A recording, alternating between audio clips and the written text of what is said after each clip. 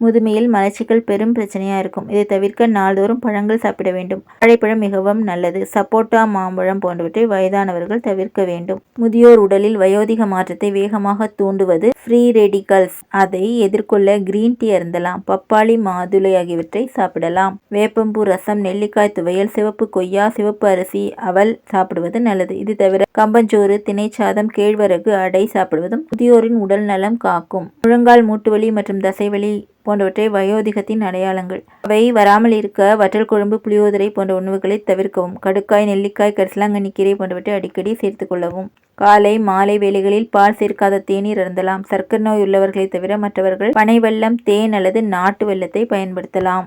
வயோதிகத்தில் கூடுதல் வைட்டமின் தேவைப்படும். Vitamin B6 மற்றும் புரத செறிவு அதிகமுள்ள பாசிப்பயிரை சேர்த்து சமைத்த கீரை, கூட்டு, பீன்ஸ் பொரியல் சாப்பிடலாம்.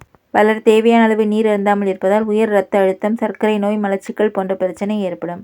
சீரான இடைவெளியில் தண்ணீர் குடித்து வந்தால் இது போன்ற பிரச்சனைகள் ஏற்படாமல் தவிர்க்கலாம்.